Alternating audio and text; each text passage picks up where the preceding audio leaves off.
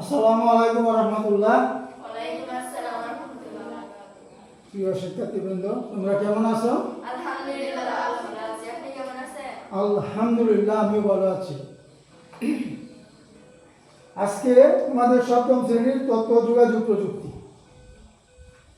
আমি মোহাম্মদ আব্দুল মালেক, সিনিয়র শিক্ষক কম্পিউটার, সুকারিবাজার ইসলামিয়া দাখিল মাদ্রাসা, আটপাড়া, নেত্রকোনা। সপ্তম শ্রেণীর শিক্ষার্থীবৃন্দ, আজকে তোমাদের আমি পড়াবো তথ্য ও যোগাযোগ প্রযুক্তি দাখিল সপ্তম শ্রেণী। আমি গত ক্লাসে একটু মূল্যায়ন করতে চাই তোমাদেরকে। তোমরা প্রস্তুত আছো? জি। যে গত পাঠে আমি পড়াইছিলাম তোমাদেরকে পার্ট 10, দ্বিতীয় অধ্যায়, পার্ট 10, মেমোরি ও স্টোরেজ ডিভাইস, ঠিক না? জি। আজকে আমি এদিক থেকে ওই প্রশ্ন করব। প্রশ্ন সংক্ষিপ্ত আকারেই করব, উত্তরটা সংক্ষিপ্ত হবে। যেমন মেমোরি ও স্টোরেজ ডিভাইস, এই বিষয়ে আমরা ষষ্ঠ শ্রেণীতে পড়েছি, ঠিক না? জি। আচ্ছা, তারপরে আমরা এই সম্বন্ধে গত ক্লাসে বিস্তারিত আলোচনা করছি। আজকে আমি তোমাদেরকে প্রশ্ন করব, মেমোরি প্রধানত কত প্রকার? জয়নব বলো, মেমোরি প্রধানত দুই প্রকার। কি কি? প্রধান বা প্রাথমিক মেমোরি, সহায়ক বা সেকেন্ডারি মেমোরি। ধন্যবাদ। বসো। মেমোরি প্রধানত দুই প্রকার। মেমোরি প্রধানত দুই প্রকার, নাকি? মেমোরি দুই প্রকার, প্রধান বা প্রাথমিক মেমোরি, প্রাথমিক মেমোরি, সহায়ক বা সেকেন্ডারি বা সহায়ক মেমোরি। আর একটা হলো সহায়ক বা সেকেন্ডারি মেমোরি। আচ্ছা, তারপরে আমরা আরেকজন বলো, নাদিয়া বলো, প্রধান বা প্রাথমিক মেমোরি কত ধরনের? দুই ধরনের। কি কি? রম এবং র্যাম। র্যাম এবং রম। প্রধান বা প্রাথমিক মেমোরি দুই ধরনের, একটি হচ্ছে র্যাম আর একটা হচ্ছে রম। র্যাম আর একটি হচ্ছে রম। রম। ধন্যবাদ। বসো। তারপরে আরেকজন বলতে পারবা র্যামের অ্যাব্রিভিয়েশন কি? র্যামের পুরো রূপটা কি জানো? বলো। র্যামের র্যান্ডম অ্যাক্সেস মেমোরি। ধন্যবাদ, র্যান্ডম অ্যাক্সেস মেমোরি। তারপরে নাদিয়া বলো রমের পুরো রূপটা। Read only memory. Read only memory. ধন্যবাদ। বসো। আচ্ছা, প্রধান মেমোরির ক্ষমতা কতভাবে দেখানো যায়, প্রকাশ করা যায়? দুইবার। তুমি বলতে পারবা? তাহলে নাদিয়া বলো। দুইভাবে। কি কি? একটা হচ্ছে হার্ড ডিস্ক বা জয়নব বলো। একটি হচ্ছে গতি বা হার্জ, আর একটা হচ্ছে ব্রাইট। অন্যটি হইল বাইট। ব্রাইট। বাইট। হ্যাঁ, বাইট। বসো। তাহলে আমি জয়নব বলো, 1 বাইট সমান কত বিট?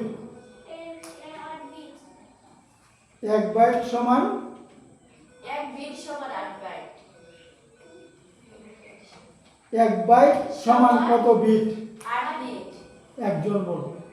জয়নব বলো। হ্যাঁ, 8 বিট সমান 1 বাইট, অর্থাৎ 1 বাইট সমান 8 বিট। এখন আমি যদি প্রশ্নটা করতাম কত বিটে 1 বাইট, নাদিয়া? স্যার 8 বিটে। হ্যাঁ, 8 বিটে 1 বাইট। যেহেতু আমরা ওই মেমোরির ক্ষমতা, প্রধান মেমোরির ক্ষমতা দুইভাবে প্রকাশ করা যায়, একটা হচ্ছে গতি বা হার্জ, আর একটা হচ্ছে ধারণ ক্ষমতা, বাইট হিসাবে, ঠিক না? বাইট। যাও, আমরা ওই যে অনেকে বলি যে এত এমবি ইন্টারনেট, 500 এমবি, কিংবা 1 জিবি, কিংবা 2 জিবি, কিংবা 1 টেরাবাইট। এটি একটা কি আছে, ওই ধারণ ক্ষমতা অনুসারে দেখে ভাগ করা হয়। ধারণ ক্ষমতাটা প্রকাশ করা হয় ভাগ হিসাবে, আর গতিটা যেটা হার্টস, ওইটা প্রকাশ করা হয় বিট হিসাবে।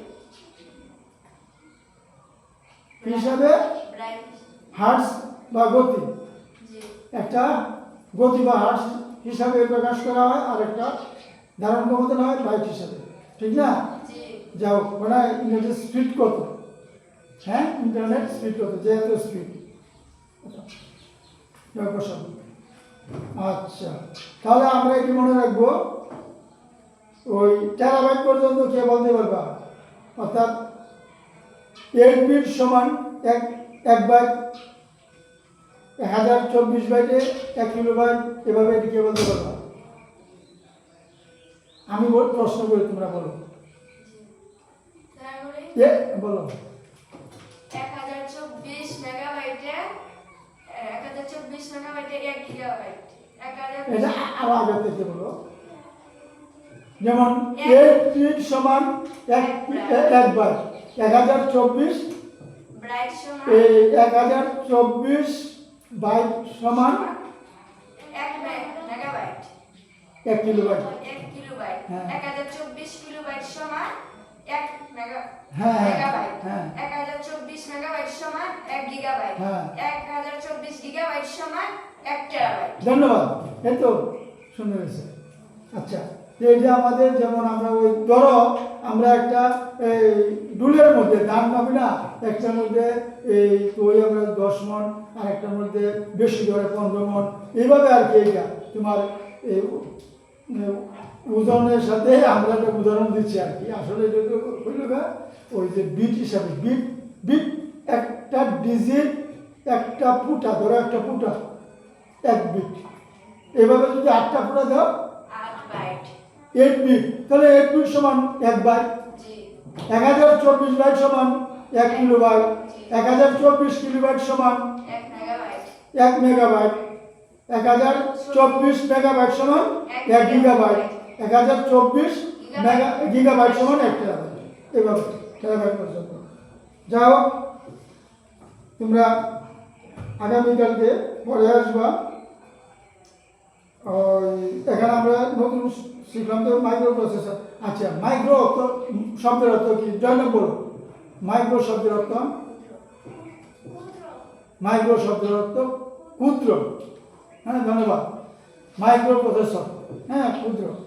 আচ্ছা, মাইক্রো প্রসেসর কত সালে আবিষ্কৃত হয় বলতে পারবা কেউ? 1971 সালে। এটা আরও পড়েছে, দিকে তোমরা পাইবা। আচ্ছা, তারপরে আগামীকালকে পড়া হবে পার্ট 11 স্টোরেজ ডিভাইস, তোমরা এটা পড়ে আসবা। ধন্যবাদ, সকলে ভালো থাকবা। আজ এই পর্যন্ত। আসসালামু আলাইকুম ওয়া রাহমাতুল্লাহ।